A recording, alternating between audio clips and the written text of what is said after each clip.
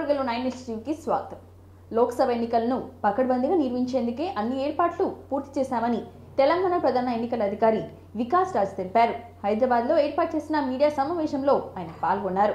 రాష్ట్రంలో 3.32 కోట్ల మంది ఓటు హక్కును వినియోగానికి వీలుగా 35,808 పోలింగ్ కేంద్రాలను ఏర్పాటు చేసినట్లుగా తెలిపారు. లోక్సభ ఎన్నికల్లో మొత్తం 525 మంది పోటీ చేస్తుండగా ఇందులో 285 మంది స్వాతంత్రులుగా పోటీ చేస్తున్నట్లుగా వెల్లడించారు. ఆదిలాబాద్లో అత్యల్పంగా 12 మంది పోటీ చేస్తున్నారని, సికింద్రాబాద్లో అత్యధికంగా 45 మంది పోటీ చేస్తున్నట్లుగా వెల్లడించారు. కొన్ని చోట్ల 2-3 బ్యాలెట్లు వాడుతున్నామని, 7 స్థానాల్లో 3 ఈవీఎంలు వాడవలసి వస్తుందని చెప్పారు. 9 స్థానాల్లో 2 ఈవీఎంలు వాడవలసి వస్తుందని తెలిపారు వికాస్ రాజ్.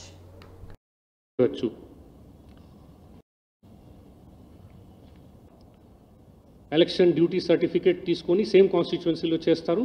మిగతా వాళ్ళు వేరే కాన్స్టిట్యుయెన్సీ వాళ్ళు అబౌట్ 2,33,000 ఓటర్ ఫెసిలిటేషన్ సెంటర్లో అప్రూవ్ చేసి వాళ్ళకి హోమ్ ఓటింగ్ కోసం చేస్తారు. వాళ్ళకు మళ్ళీ కొంత రెస్ట్ తీసుకున్నట్టు అరేంజ్మెంట్స్ చేయమని చెప్పడం జరిగింది. తర్వాత పారామెడికల్ లేకపోతే ఆశా వర్కర్స్ ఉంటారు. ORS and medical kits to if needed. Slow moving teams ఎక్కడైనా ఏదైనా కారణాల వల్ల పోలింగ్ స్లోగా జరుగుతుంది అంటే సెక్టర్ ఆఫీసర్స్ని అది కంటిన్యూస్గా మానిటర్ చేయమని కూడా చెప్పడం జరిగింది.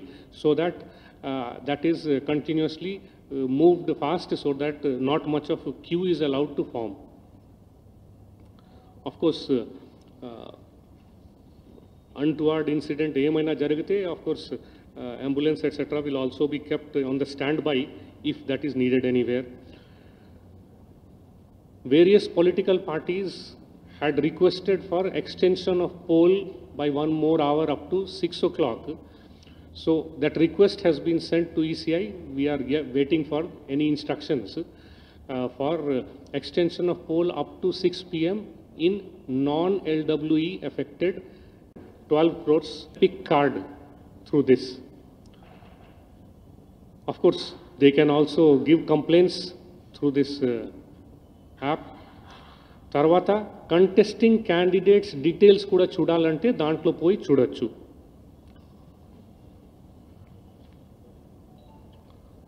Similar facilities are there in the voter portal also, which is web based. Voter helpline of course is mobile application. C vigil గురించి నేను ఇంతకు ముందు కూడా చెప్పాను. కేవైసి మొబైల్ యాప్ ద్వారా క్యాండిడేట్స్ డీటెయిల్స్ తెలుసుకోవచ్చు, ఇంక్లూడింగ్ వాళ్ళ criminal antecedents or any other details. As far as affidavits filed by the candidates is concerned, people can see or download affidavits from the affidavit portal.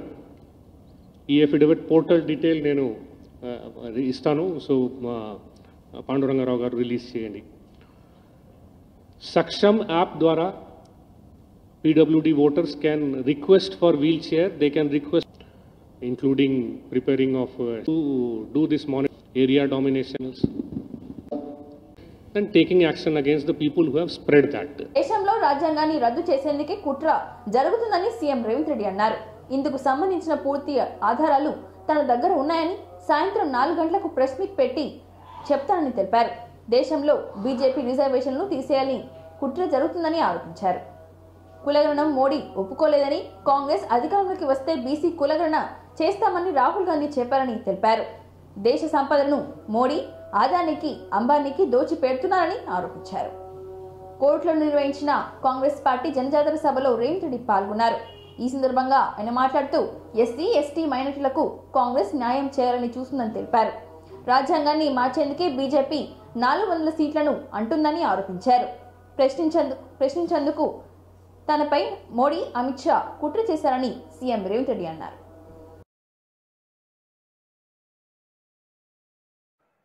విఫలం చెంది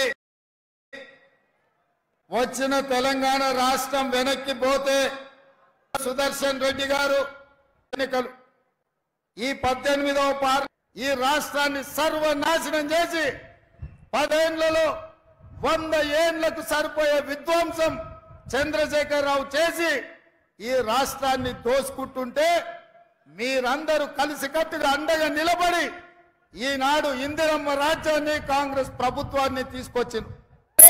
ఏ కహరాకి తప్పైతే ఈడ BJP నాయకులు లేరా? ఈడ మీ ఎంపీ ధర్మపురి అరవిందే బీజేపీ కదా, పక్కన బండి సంజయ్ బీజేపీ కదా, ఆ పక్కన కిషన్ రెడ్డి గారు కేంద్ర మంత్రి కదా. తెలంగాణలో ఎందుకో కేసు పెట్టలేదు, ఎందుకో ఫిర్యాదు చేయలేదంటే ఈడీ ఇన్కమ్ ట్యాక్స్ సిబిఐ కాదు, ఈ రోజు ఢిల్లీ పోలీసులను కూడా ఉపయోగించి మనల్ని భయపెట్టాలని చూస్తున్నారు. నేను అడుగుతున్న మిత్రులారా, ఈడ చాలా మంది యువకులు 10 ఏళ్ళు చంద్రశేఖరరావు చేసింది ఇదే కదా. మన కార్యకర్తల ఆస్తులు అక్రమ కేసులు పెట్టిండు. గుజరాత్ వాడిగా తెలంగాణకు వచ్చి తెలంగాణలో మనల్ని తిట్టిండు, మనల్ని శాపించిండు, మనల్ని దెబ్బతీయాలని కుట్ర చేస్తున్నాడు. ఎవరైతే చెరువులోనే మూసి రివర్లోనే చెప్పదలుచుకున్నా సాయంత్రం 5 గంటలకు హైదరాబాద్ లో ప్రెస్ మీట్ పెట్టి ఏ విధంగా రాజ్యాంగాన్ని రద్దు చేయాలనుకున్నారో, రాజ్యాంగాన్ని రద్దు చేయడం ద్వారా, రాజ్యాంగాన్ని సమూలంగా మార్చడం ద్వారా రిజర్వేషన్లు దెబ్బతీయాలనుకున్నారో, గుజరాత్ నుంచి వచ్చి అన్యాయంగా రాజ్యాలు ఏలాలనుకునే వాళ్లకు వన్నె వస్తుంది. కానీ పెద్దలు జీవన్ రెడ్డి గారు రాహుల్ గాంధీ గారు ఆ వాదనతో ఏకీభవించడం, రాహుల్ గాంధీ గారు కాంగ్రెస్ పార్టీ విధానంలో ఎక్కడ అధికారంలో వచ్చినా కాంగ్రెస్ పార్టీ రాష్ట్రాలలో కానీ అదేవిధంగా కేంద్రంలో అధికార స్లోగన్ తీసుకొని వచ్చారు. ఎన్సీపీని చీల్చి అనాలి. వాటన్నిటినీ మోడీ గారు మేఘాల మీద దేశ భద్రతకి ఏదో ముప్పు వచ్చినట్టు దేశ కేంద్ర హోంశాఖ పరిధిలో పనిచేస్తారు. రాజ్యాంగంపై నాకు గౌరవం ఉంది, అయితే రానున్న రోజుల్లో అది మారనుంది. వాళ్ళకి సంబంధించిన వాళ్ళు ఏ విధానం అసలు బలహీన వర్గాల రిజర్వేషన్లు పెంచడానికి అవసరమైన నిర్ణయం తీసుకునేది ఇండియా కూటమి. కావాలంటే మీరు పోయి ఆయన అడుగు చెప్పినట్టు ఎస్టేట్ కూడా ఉన్నది. ఎందుకంటే చాలా ముందే దూదేకులకు రాష్ట్రాలలోనే ప్రభుత్వాలు ఉన్నాయి. ఆ రోజుతో డర్కరే కుచ్ అన్నిటిని అమ్మడం ద్వారా వచ్చిన తర్వాత చాలా విషయాలు చేసిండి. ఇప్పుడు అందుకు తెలంగాణ ప్రజలు ఇది నా మీద और बाकी के लोग हम लोग साफ कहे ఆనాటి ప్రభుత్వం ఆర్ఎస్ సిద్ధాంతకర్త ఎన్జి వైద్య 2015 ఆగస్టు 30 నాడు ఇండియా టుడేకు ఒక ఇంటర్వ్యూ అసలు రిజర్వేషన్ మండల్ నేతృత్వంలో ఒక కమిషన్ కమండల్ పేరు మీద ఎల్కే అద్వానీ గారు రథయాత్ర చేపట్టి ఇంతకంటే పెంచాలనుకున్నప్పుడు బలహీన వర్గాల యొక్క జనాభా లెక్కించి జనాభాను ప్రాతిపదికన మీరు రిజర్వేషన్లు పెంచాలి అని. ఇదే సందర్భంగా నల్గొండ బీట్ మార్కెట్ లో బీఆర్టీయూ హమాలీ సంఘం ఆధ్వర్యంలో ఏర్పాటు చేసిన కార్మిక జెండాను బీఆర్టీయూ రాష్ట్ర కార్యదర్శి ఆచారి, హమాలీ సంఘం గౌరవ అధ్యక్షులు మరియు బీఆర్ఎస్ సీనియర్ నాయకుడు శ్రీనివాస్ రెడ్డి, జిల్లా అధ్యక్షుడు వెంకటరెడ్డితో కలిసి భూపాలరెడ్డి జెండా ఆవిష్కరించారు. ఈ సందర్భంగా ఆయన మాట్లాడుతూ కార్మికుల అభివృద్ధే తమ ధ్యేయమని, వారి అభివృద్ధి కోసం ఎంతవరకైనా పోరాటం చేస్తామని తెలిపారు. కార్మికుల అభివృద్ధే మన దేశ సంపదని ఆయన తెలిపారు. కార్మికుల ఐక్యత ఈ దేశ సంపదని, అటువంటి కార్మికుల అభివృద్ధి కోసం కేసీఆర్ ఎన్నో సంక్షేమ పథకాలు ప్రవేశపెట్టారని మాజీ ఎమ్మెల్యే భూపాలరెడ్డి అన్నారు.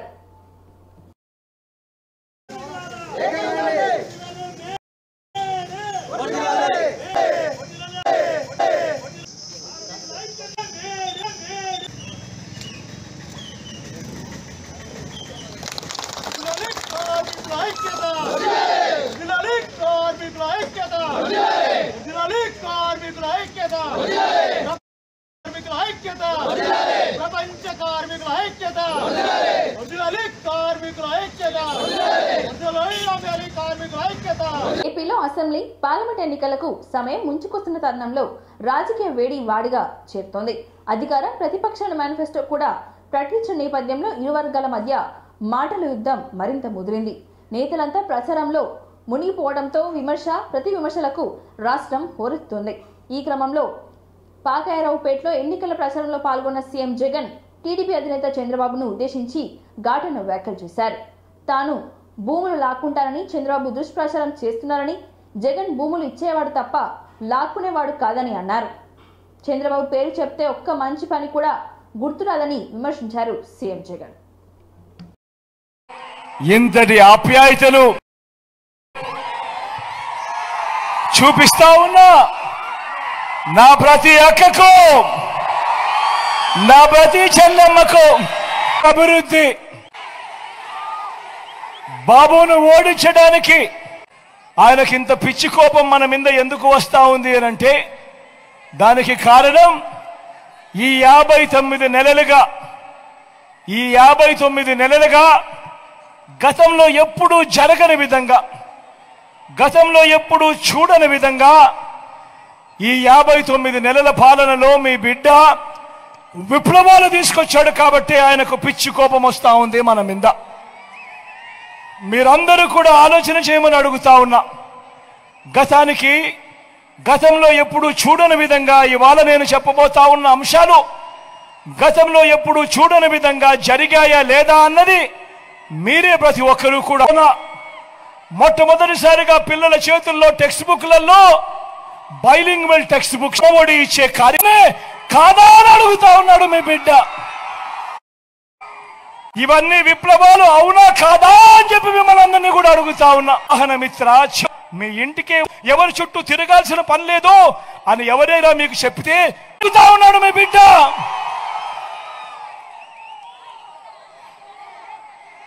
అటువైపున చూస్తే అటువైపున ఓ చంద్రబాబు కనిపిస్తాడు, ఓ ఈనాడు కనిపిస్తాడు, ఓ ఆంధ్రజ్యోతి కనిపిస్తుంది, ఓ TV5 కనిపిస్తుంది, ఓ దత్తపుత్రుడు కనిపిస్తాడు. వీళ్ళందరికీ తోడు ఓ బీజేపీ, ఓ కాంగ్రెస్. ఇవి సరిపోవు అన్నట్టుగా కుట్రలు, కుతంత్రాలు, అబద్ధాలు, మోసాలు ప్రతిరోజు కూడా ఇదే జరుగుతా ఉంది. గమనించమని చెప్పి మీ అందరి ఆ అవ్వాతాతలకు ఇంటికి 5,000 సర్వేలను పెట్టి 2014. అక్క ఇది గుర్తుందా మీ అందరికీ? అక్క ఇదంతా మీ అందరికీ గుర్తుందా? 25,000 రూపాయలు బ్యాంక్ అర్హులందరికీ 3,000 నొక్కాలి, ఉండాలి. జగన్ మీ బిడ్డ మరొక్కసారి 2 చేతులు జోడించి పోలీస్ స్టేషన్ ను బుధవారం జిల్లా ఎస్పీ జానకి షర్మిల తనిఖీ చేశారు. రికార్డులు, రిసెప్షన్, టెక్నికల్ రూమ్ ను పరిశీలించారు. సిబ్బందితో మాట్లాడి వారి విధులకు సంబంధించి సూచన చేశారు. ఎలవెల్ల ఫిర్యాదులు స్వీకరించడం, బాధితుల ఫిర్యాదులపై సత్వరం స్పందించి సేవలు అందించాలని చెప్పారు. గ్రామాల్లో సీసీ కెమెరాలు అమర్చే విధంగా ప్రజలను చైతన్యం పరచాలని అన్నారు.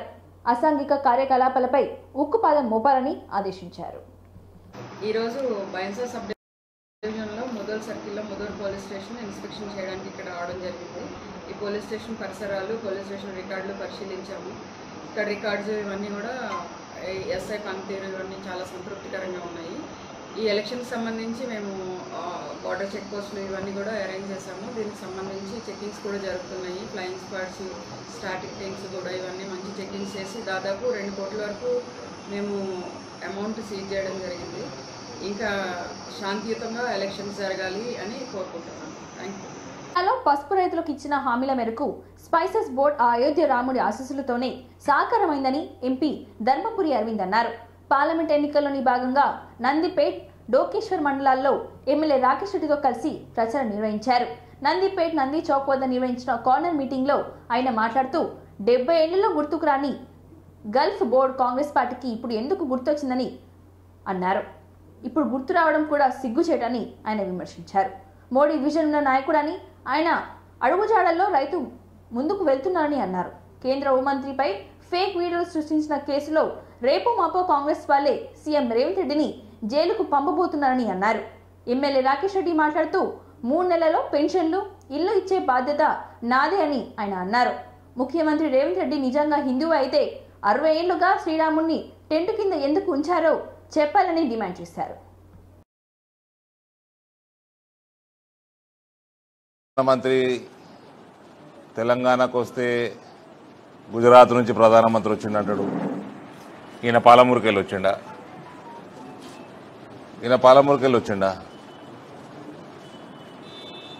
రెస్పెక్ట్ఫుల్ రాధాకృష్ణ గారు, నా భాష మాత్రం మారింది కానీ ఈ రేవంత్ వ్యవహారం చూస్తుంటే మళ్ళీ కేసీఆర్ జమానానే తీసుకొచ్చేటట్టున్నాడు. మనం ఆయనకు రియాక్ట్ అయినామనుకోండి అదే భాషలా అది మళ్ళా గట్లనే అవుతుంది ఈ తెలంగాణ రాజకీయాలు. దానికి ఉందాతనం ఎప్పటికీ రాదు. ప్రధానమంత్రి గారిని పట్టుకొని గుజరాత్ నుంచి వచ్చిండు అన్నీ ఏదో గుడ్డు పెట్టుకున్నట్టు నెత్తి మీద సంబంధించిన పార్లమెంట్కి సంబంధించిన ఎలక్షన్లు నడుస్తున్నాయి. కోసం మేము రోడ్డెక్కినాం. ఇంపార్టెంట్ అజెండా తోటి ఎలక్షన్లు నడుస్తున్నాయి. సిటిజన్షిప్ అమెండ్మెంట్ యాక్ట్ మీద, నేషనల్ రిజిస్టర్ ఆఫ్ సిటిజన్స్ మీద. టూరిస్టులు పెరుగుతున్నారు అక్కడ. ఒకటే 3 ఫోటోగ్రాఫ్లతోటి మాల్డీవ్స్ని కథం పట్టించి లక్షద్వీప్ని ఏ రకంగా పెంచిండు. రిజర్వేషన్ ముచ్చట తీసిండు. ఇది కేవలం 6 గ్యారంటీల నుంచి ప్రజల దృష్టి మళ్లించడానికి వీళ్ళు ఈ పని రోజు ఇదే మాట మాట్లాడుతూ ఉన్నారు. నరేంద్ర మోడీ నిన్న జహీరాబాద్లో ఆయన ప్రాణం ఉన్నంత వరకు రిజర్వేషన్లు, ఎస్సీ ఎస్టీ ఓబీసీల రిజర్వేషన్లు ముస్లింల కోసం తగ్గనిచ్చే ప్రసక్తే లేదు, చెయ్యని అని చెప్పేసిండు ఆయన. మళ్ళీ చెప్పలేదంటాడు ఈయనకు హిందీ రాదా? ఆడు వేయండు ఆప్కి అదాలత్లో వేయండు, మై హిందీ మై ప్రాక్టీస్ అన్నాడు. ఈ హిందీ మయ్యా, ఇంగ్లీష్ మయ్యా, అది ఏ భాష? What kind of chief minister ఇది? సమస్యలు ఏమున్నాయి దేశంలో? మీ స్టాండ్ ఏంది? ఆయన చెప్తున్నా భారీ మెజారిటీ తోటి బీజేపీ గెలుస్తుంది. ముస్లిం రిజర్వేషన్ తీసేస్తా అన్నాడు నరేంద్ర మోడీ. ఫస్ట్ ముస్లింలకు రిజర్వేషన్ కల్పించండి ఈడబ్ల్యూఎస్లా, చెరుకు రైతులకి. ప్రభుత్వం రాగానే చెరుకు ఫ్యాక్టరీలు తెరిపిస్తా అన్నాడు. ఎలక్షన్లలో ప్రభుత్వం రాగానే చెరుకు ఫ్యాక్టరీలు తెరిపిస్తా అన్నాడు. ప్రభుత్వం వచ్చినాక కమిటీ వేసాడు. నేను కుల్లా చెప్తున్నా, నేను కేంద్ర ప్రభుత్వం నుంచి రెస్పాన్సిబుల్ మంత్రులతోటి మాట్లాడి చెప్తున్నా. నేను తెలంగాణలో నేషనల్ హైవే లక్షల కోట్లు పెట్టేది నా నియోజకవర్గంలో. ఇప్పుడు ఒకటే రోడ్ల 4100 కోట్ల చాలా సభ.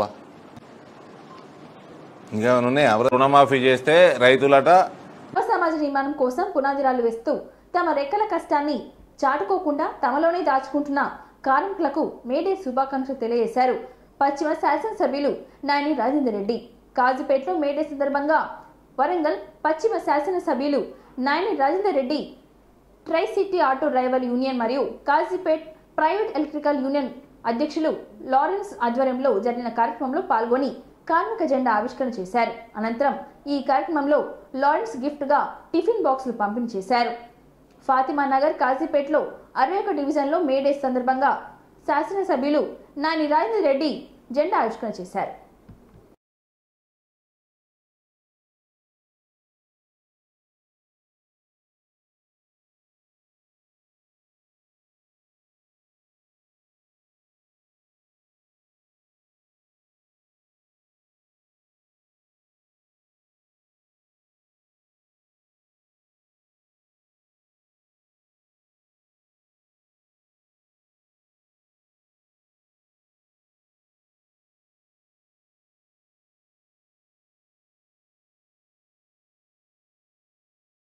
నరేంద్ర మోడీని మరోసారి ప్రధాని చేద్దామని బీజేపీ నేత ఎమ్మెల్యే మహేశ్వర్ రెడ్డి అన్నారు. ఎంపీ అభ్యర్థిగా నగేష్ ను గెలిపించాలని నిర్మల్ జిల్లా సారంగపూర్ మండలంలో ఎన్నికల ప్రచారం నిర్వహించారు. ఉపాధి కూలీలతో మాట్లాడుతూ ఈ నెల 13న జరిగే ఎన్నికల్లో కమలం పువ్వు గుర్తుకు ఓటు వేసి గెలిపించాలని కోరారు. 10 రోజుల పాటు ప్రతి ఒక్కరూ పార్టీ గెలుపు కోసం శ్రమించాలని పిలుపునిచ్చారు.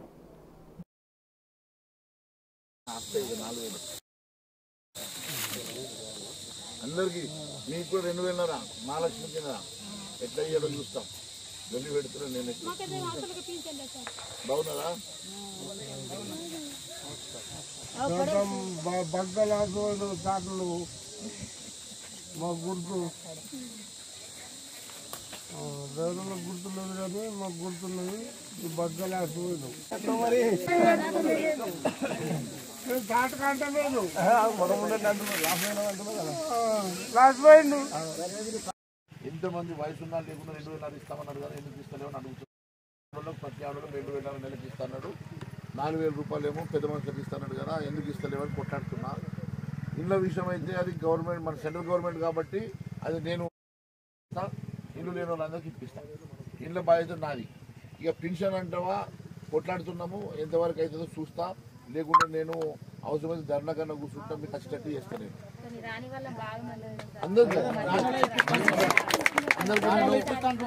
అందరికీ నేను మాట ఇచ్చినమ్మా. నేను ఆ రోజు చెప్పినా ఈరోజు చెప్పినా, మీకు మాట ఇచ్చినా.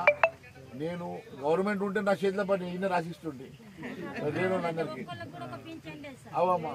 అయితే వాళ్ళు మనకు ఇష్టమని చెప్పి మోసం చేస్తున్నారు. ఇప్పుడు మనం గవర్నమెంట్ లేవమ్మా. నేను మీకోసం కొట్లాడుతున్నా. మీరు చూస్తున్నారు కదా, టీవీలో అయితే కనబడుతున్నా, టీవీలో చూస్తున్నారు కదా. నేనైతే ముఖ్యమంత్రిని కూడా కొట్లాడుతున్నా. నేను అంత పెద్ద మనిషి అయినా కూడా నేను మీరు ఇచ్చిన బలంకి నేను అడగ కొట్లాడుతున్నా, మీకోసమే తిప్పలబడుతున్నా. నేను అందరికీ పెన్షన్ ఇవ్వమంటు, అది కూడా మోసం చేస్తున్నాడు. అప్పుడేమో ఇస్తానండి, ఇప్పుడేమో 2,000 ఇస్తా, 4,000 ఇస్తా, ఇల్లు ఇస్తా, ప్లాట్లు ఇస్తా, 100 చెప్పి గవర్నమెంట్కి వచ్చిన్నాడు. నేను అందుకే చెప్తున్నా, మీకు ఖచ్చితంగా మీకోసం నేను మీకు రావాల్సిన ప్రభుత్వంగా వచ్చేది ఈడదాకా వస్తే మీ ఇంటి దాకా చేస్తుంది నా జిమ్మదారి. అది ఈడదాకా రాకుండా ఆపితే మాత్రం నేను కొట్లాడుతున్నా మీకోసమే. ఇక నాతో అయిన కాడికి మీకు తెలుసు, ఏ పని ఉన్నా నాతో అయిన కాడికి చేద్దాం, నేను సిద్ధంగా ఉన్నా.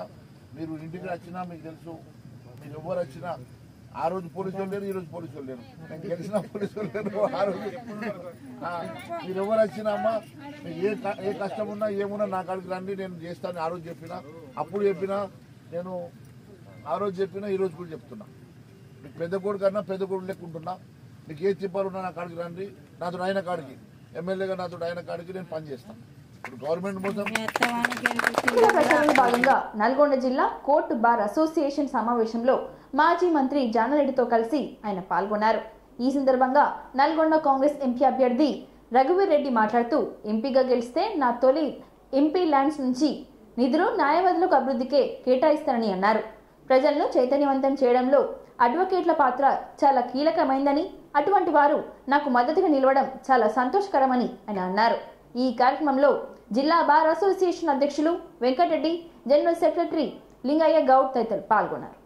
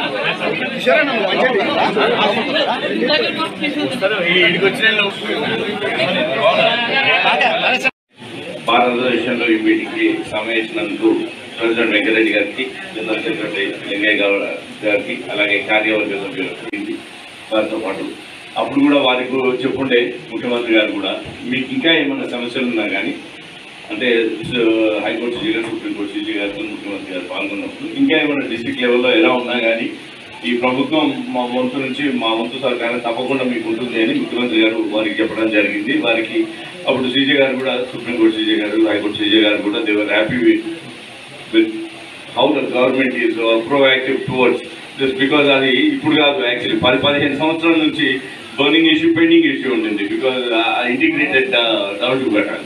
అది ఇక్కడనే కాదు, ఇలాంటిది ప్రతి రాష్ట్రంలో చేయాలని ఉండే, కానీ మొట్టమొదటిసారిగా తెలంగాణ రాష్ట్రంలోనే మనం దానికి ఒక డెసిషన్ తీసుకొని దానికి ఫండ్స్ అలొకేట్ చేసి, ల్యాండ్ అలొకేట్ చేసి వాళ్ళకి ఇచ్చేయడం జరిగింది. ఇట్స్ డిజైనింగ్ ప్రాసెస్ అన్నారు. అంతేకాదు, ఒక ఈ నల్గొండ ప్రాంత వాసిగా, నల్గొండ బిడ్డగా మీ అందరికి కూడా మాటిస్తున్నాం.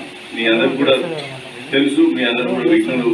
మీరు ఎన్నుకొని నాకు సపోర్ట్ చేయమని, మేము ఇది మీరే అని కాదు, ఎందుకంటే మీరు ఒక 100,000 మందిని శాసించే స్థానంలో ఉన్నవాళ్ళు. కాబట్టి మీ హెల్ప్ అనేది తప్పకుండా నాకు చాలా హెల్ప్ అవుతుంది. ఈ సందర్భంగా మిర్యాలగూడ పట్టణంలో కార్మికుల ఆధ్వర్యంలో జెండా ఆవిష్కరించారు. ఈ సందర్భంగా రాము నల్గొండ జిల్లా ప్రధాన కార్యదర్శి ఇండియా ఫార్వర్డ్ బ్లాక్ ఏఐఎఫ్బి మాట్లాడుతూ ప్రపంచ శ్రామిక వర్గ హక్కుల పోరాట దీక్ష దినం గుర్తుగా మేడే 1886 సంవత్సరంలో చెందిన కార్మికుల రక్తం నుండి పుట్టిన ఎర్రజెండా 8 గంటల పని దినం కోసం, పని భద్రత కోసం, పనిలో రక్షణ కోసం, జీవన ప్రమాణాల పెరుగుదల కోసం పోరాడి అనేక హక్కులు సాధించింది. మన దేశ శ్రామిక వర్గ గత 150 సంవత్సరాల పై నుండి అనేక పోరాటాలు చేసి అనేక హక్కులు సాధించుకుందని అన్నారు.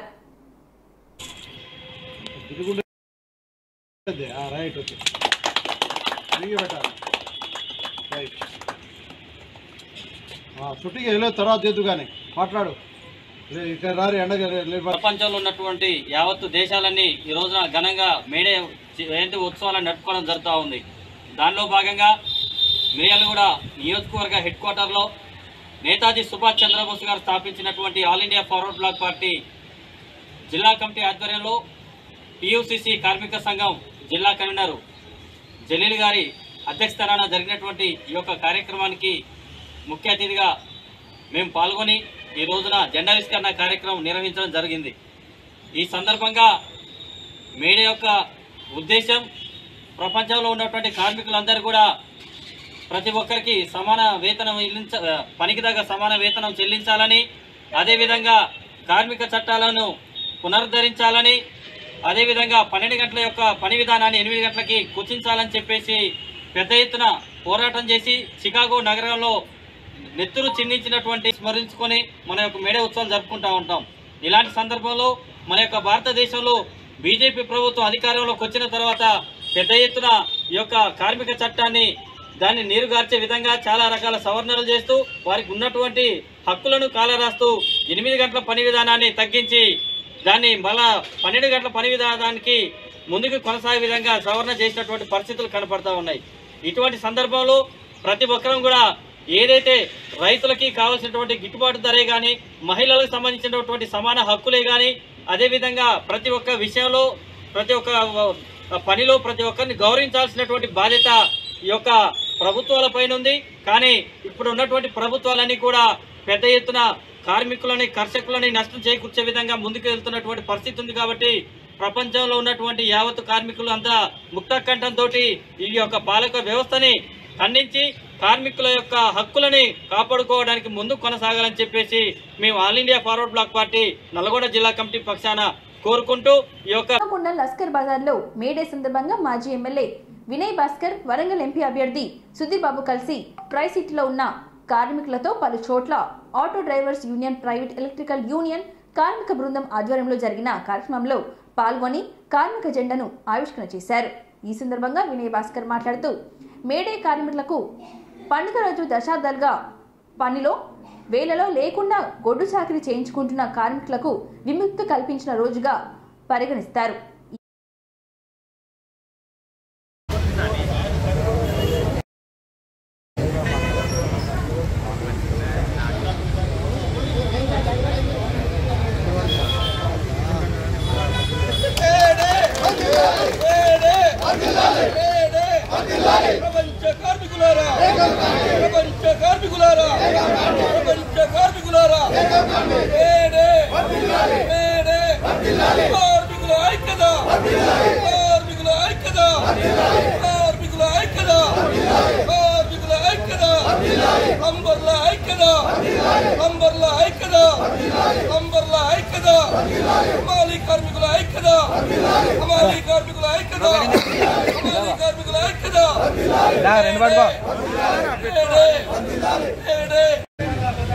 హన్మకొండ లష్కర్ ప్రాంతంలో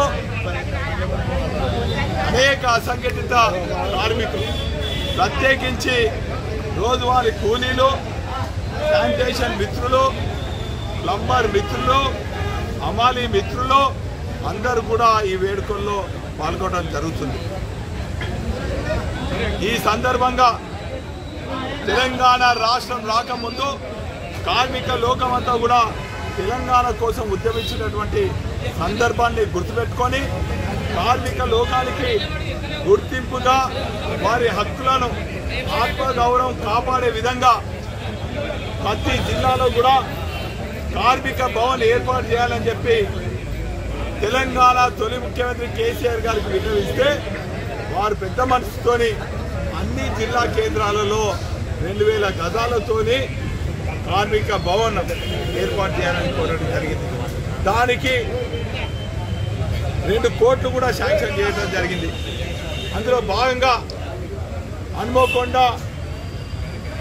జిల్లా సంబంధించి కార్మిక భవన్లో స్వచ్ఛందంగా మా కార్మిక లోకమంతా కూడా కలిసి ఒక చిన్న కార్యాలయం ఏర్పాటు చేసుకోవడం జరిగింది. ఈ లోపు భవనం కోసం నిధులు కేటాయించినటువంటి సందర్భాన్ని నిధులు కేటాయించాలంటే దాన్ని ఈ ప్రభుత్వం రద్దు చేయటం కార్మిక లోకానికి అన్యాయం చేసిందని కూడా ఈ సందర్భంగా తెలియజేస్తున్నాం. ఏదేమైనప్పటికీ కూడా ఒక పెద్ద ఆలోచనతోని ఆ కార్మిక భవన్ ఏర్పాటు చేయడం జరుగుతుంది. ప్రతి ఏటా కూడా కార్మిక మాసోత్సవాలు జరుగుతున్నటువంటి ఉద్దేశం ఈరోజు మా హమాలీ కార్మికుడు వాళ్ళ కుటుంబంలో మరొక్కసారి హమాలీ వృత్తి చేపట్టొద్దు. ఒక మేస్త్రి మరొక్కసారి ఆ కుటుంబం నుంచి తాపి పట్టొద్దు. ఒక ఆటో కార్మికుడు ఆ కుటుంబం నుంచి ఆటో హ్యాండిల్ పట్టొద్దనే ఉద్దేశంతో 10 ఏళ్ల నుంచి కూడా కార్మిక మాసోత్సవాలు చేస్తున్న సందర్భంగా అనేక సత్ఫలితాలు ఇచ్చినాయి. మా కార్మిక కుటుంబ సభ్యులు కుటుంబంలో ఉన్నటువంటి పిల్లలు అనేక మంది డాక్టర్లు కావడం జరిగింది, ఇంజనీర్లు కావడం జరిగింది, ఉన్నతమైన చదువులతో పాటు విదేశాలకు పోవడం జరిగింది. కానీ ఇంకా అనేక మంది కడు పేదరికంలో ఉన్నారు. వాస్తవంగా 8 గంటలు ఉంటే కానీ ఈరోజు ఒక్కొక్క కార్మికుడు 16 గంటలు పనిచేసినా కూడా పెరిగినటువంటి ధరలకు అనుగుణంగా వారి కుటుంబం పొట్ట గడిచే పరిస్థితి లేదు. అందుకే అనేక మార్పులు చేయాలని చెప్పి ఈ గ్లోబలైజేషన్ కారణంగా కార్మిక హక్కులన్నీ కూడా ఉల్లంఘన అవుతున్నాయి, కనుమరుగవుతున్నాయి. కాబట్టి కార్మిక సంఘాలన్నీ కూడా సంఘటితం చేసి ఒక సహకార వ్యవస్థను బలోపేతం చేసి తద్వారా వారిని ఆర్థికంగా పురోగతి చేయాలి, వారి కుటుంబాలలో ఆరోగ్యం ఆర్థికంగా మెరుగుపడాలనే ఉద్దేశంతోనే ఈ కార్మిక మహోత్సవం ప్రతి ఏటా కూడా జరుగుతున్నాయి. కానీ ఇప్పుడు ఎన్నికల సందర్భంగా 15 వరకు 13 వరకు ఎన్నికలు ఉన్నాయి. ఆ తదుపరి మరి 15 నుంచి ఖచ్చితంగా పాటు సందర్భంగా తెలియజేసుకుంటూ మరి ఈ సందర్భంగా మా పార్లమెంట్ ఎన్నికల నేపథ్యంలో నల్గొండలోని ఎంఎన్ఆర్ గార్డెన్స్ లో కాంగ్రెస్ పార్టీ బూత్ స్థాయి మీటింగ్ లో పాల్గొని నాయకులకు కార్యకర్తలకు దిశానిర్దేశం చేశారు మంత్రి కోమటిరెడ్డి వెంకటరెడ్డి. ఈ సందర్భంగా ఆయన మాట్లాడుతూ ఢిల్లీ స్థాయి నుంచి మీకు ఈ జన్మంతా సేవ చేసుకుంటూ ఉంటాను. ఇక 12 రోజుల సమయం ఉంది. నా అసెంబ్లీ ఎన్నికల్లో ఎలా కష్టపడి పనిచేశారో పార్లమెంట్ ఎన్నికలకు కూడా అలాగే పనిచేయండి అని తెలిపారు. ఎండని దృష్టిలో పెట్టుకొని ఉదయం మరియు సాయంత్రం ప్రచారం చేసుకోవాలని అన్నారు. సీఎం రేవంత్ రెడ్డి, ఉత్తమ్ కుమార్ రెడ్డి కంటే మనకి ఎక్కువ మెజారిటీ రావాలని మీ అందరికీ ఇల్లు కట్టించే బాధ్యత నాదని అన్నారు.